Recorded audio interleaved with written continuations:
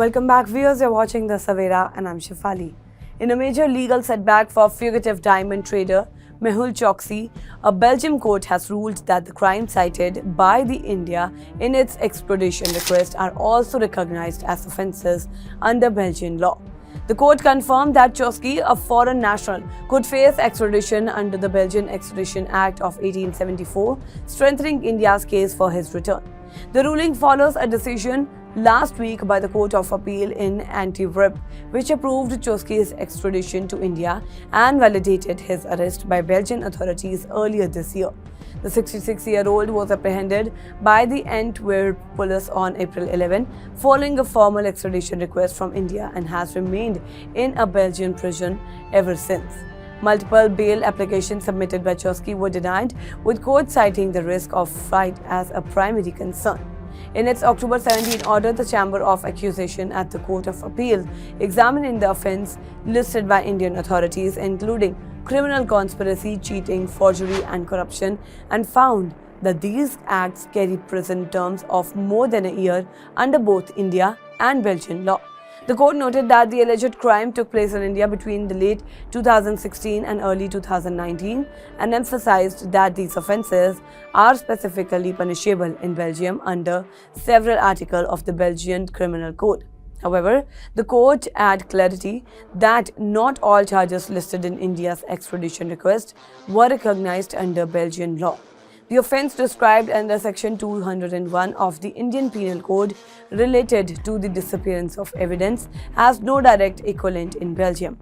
Consequently, the court ruled that Belgium could not enforce this particular charge. The Belgian court also addressed claims raised by Choksi's defense.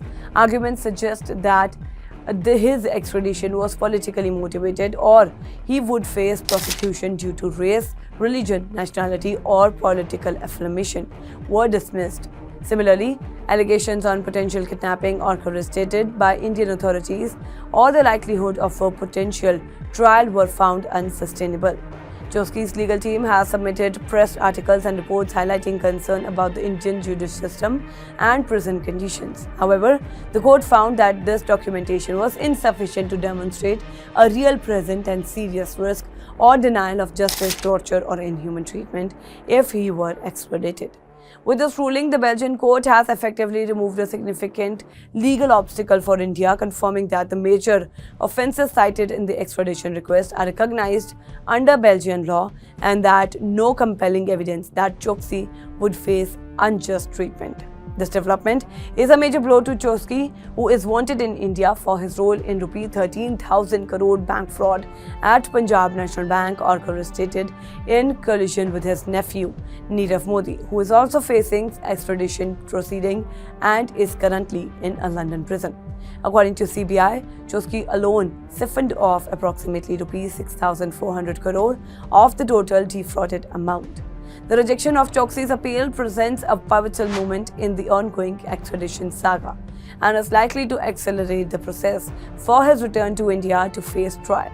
Legal experts note that given the Belgian court's acknowledgement of the extraditable offences and dismissal of claims regarding political persecution, Choski's options to delay or prevent extradition are now extremely limited. That's all for now in this update. Stay tuned to The Savera. Download the app and follow us on various social media platforms.